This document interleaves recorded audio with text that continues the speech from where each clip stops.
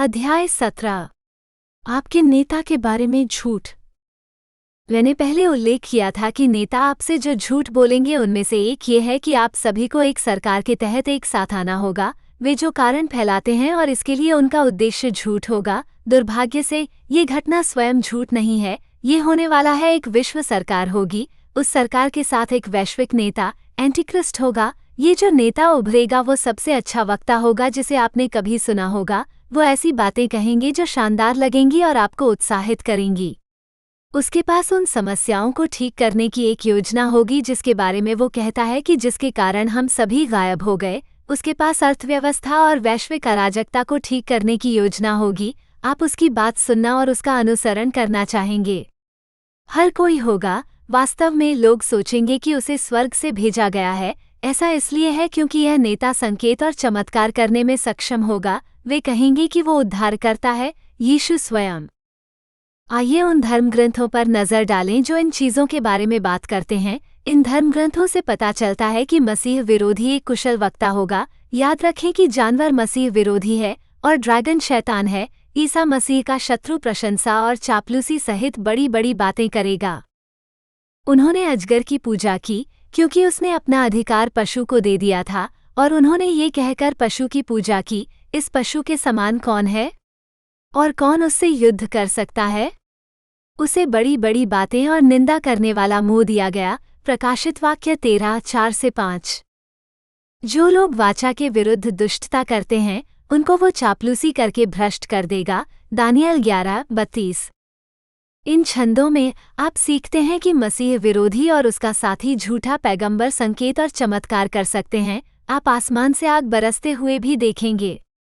लेकिन आप ये भी सीखते हैं कि ये झूठ बोलने वाले चमत्कार, धोखे और भ्रम हैं जो आपको भटका देंगे। पहले धर्मग्रंथ में वो मसीह विरोधी को संदर्भित करता है। यहाँ अंतिम धर्मग्रंथ में वो झूठे पैगंबर को संदर्भित करता है और जानवर एंटीक्रिस्ट को संदर्भित करता है। वो शैतान के कार्य के अनुसार सब प्रकार की झूठी सामर्थ और चिन्ह और अद्भुत काम और सब प्रकार के धोखे के साथ आएगा। द्वितीय थिस्सलुनीकियों 2:9-10। क्योंकि झूठे मसीह और झूठे भविष्यद्वक्ता उठ खड़े होंगे और बड़े चिन्ह और अद्भुत काम दिखाएंगे कि यदि हो सके तो चुने हुओं को भी भरमा दें। मत्ती 24:24। वो बड़े बड़े चिन्ह दिखाता है, यहाँ तक कि लोगों के देखते आकाश से पृथ्वी पर आग बरसा देता है। और जो चिन्ह उस पशु के सामने दिखाने का अधिकार उसे दिया गया है, उनके कारण वो पृथ्वी पर रहने वाले मेरे लोगों को धोखा देता है और पृथ्वी के रहने वालों से कहता है कि जिस पशु की तलवार लगी थी और जो जीवित है उसकी मूरत बनाओ। प्रकाशित वाक्य 13:13-14।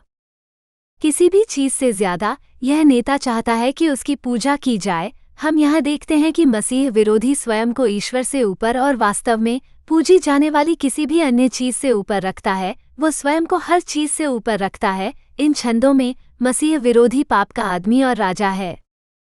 किसी रीति से किसी के धोखे में न आना, क्योंकि जब तक बलवा न हो ले और वो पाप का पुरुष अर्थात विनाश का पुत्र प्रकट न हो, जो सब परमेश्वर कहलाने वाले या पूजनीयों का विरोध करता और अपने आप को बड़ा ठहराता है, यहाँ तक कि परमेश्वर के मंदिर में बैठकर अपने आप को परमेश्वर ठहराता है। द्वितीय थिस्सलुनीकियों 2:3-4।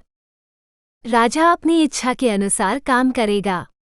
वो अपने आप को महान बनाएगा और अपने आप को सब देवताओं से अधिक महान ठहराएगा और देवताओं के परमेश्वर के विरुद्ध अद्भुत बातें कहेगा।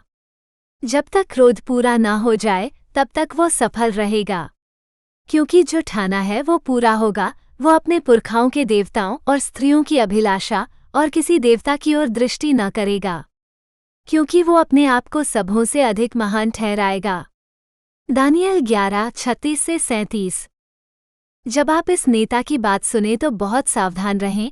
यहाँ हम देखते हैं कि वो लोगों को मूर्ख बनाने के लिए हर तरह के बुरे धोखे का इस्तेमाल करता है।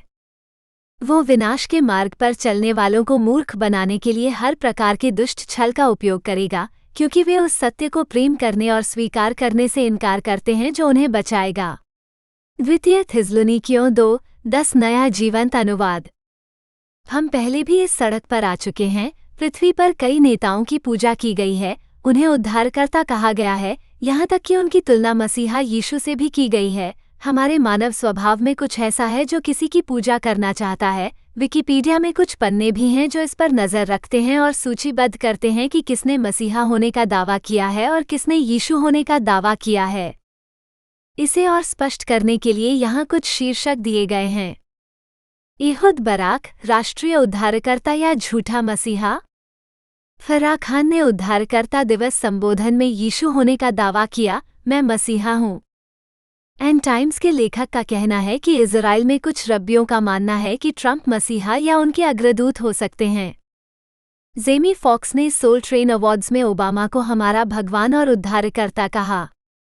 हिटलर ने खुद को जर्मनी के उद्धारकर्ता के रूप में पुनः स्थापित करने के लिए एक काल्पनिक व्यक्तित्व बनाया। आपको ये जानना होगा कि यह नेता वास्तव में कौन है। ये शैतान है। हाँ, तुमने उसे ठीक पढ़ा। शैतान अनिवार्य रूप से इस विश्व नेता के शरीर में निवास करेगा।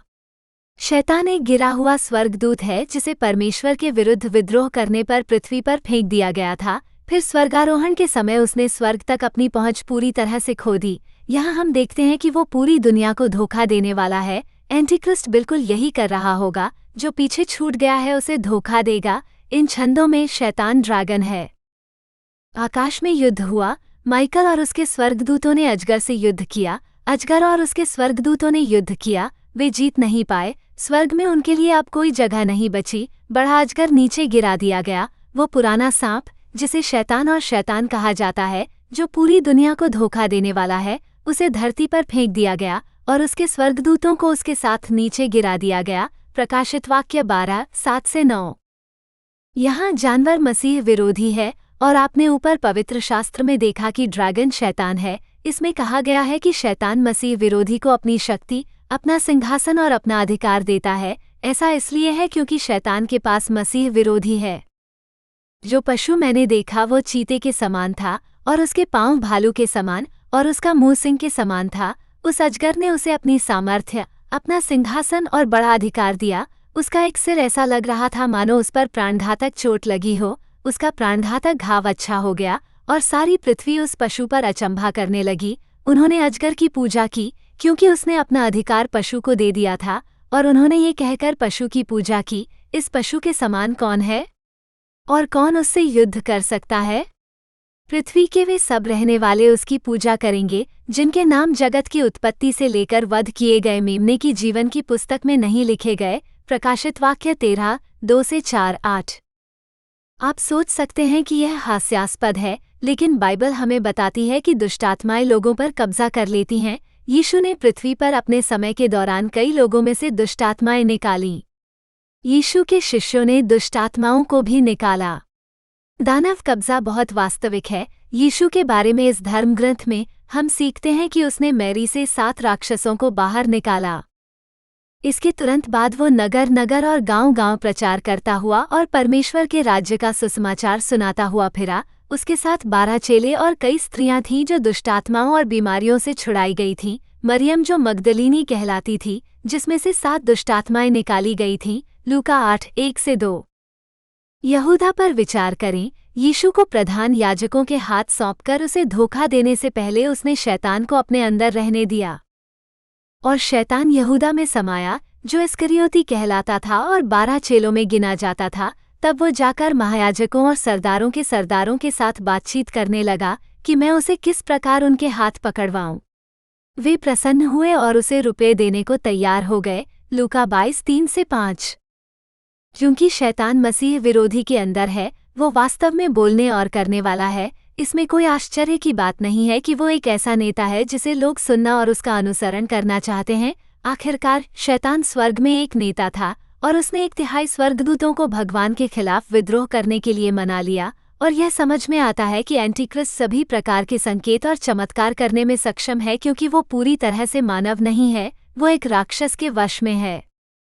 स्वर्ग में एक और चिन्ह दिखाई दिया। देखो, एक बड़ा लाल अजगर था जिसके 7 सिर और 10 सींग थे और उसके सिरों पर 7 राजमुकुट थे। उसकी पूंछ ने आकाश के तारों में से 1/3 को खींचकर पृथ्वी पर फेंक दिया। आकाश में युद्ध हुआ। मीकाइल और उसके स्वर्गदूतों ने अजगर से युद्ध किया। अजगर और उसके स्वर्गदूतों ने युद्ध किया। वे जीत नहीं पाए। स्वर्ग में उनके लिए फिर कोई जगह नहीं रही। बड़ा अजगर, वही पुराना सांप जिसे इब्लीस और शैतान कहा जाता है, जो सारे संसार का भरमाने वाला है, नीचे गिरा दिया गया। उसे पृथ्वी पर गिरा दिया गया और उसके स्वर्गदूत उसके साथ नीचे गिरा दिए गए। प्रकाशित वाक्य 12:3-4-7-9।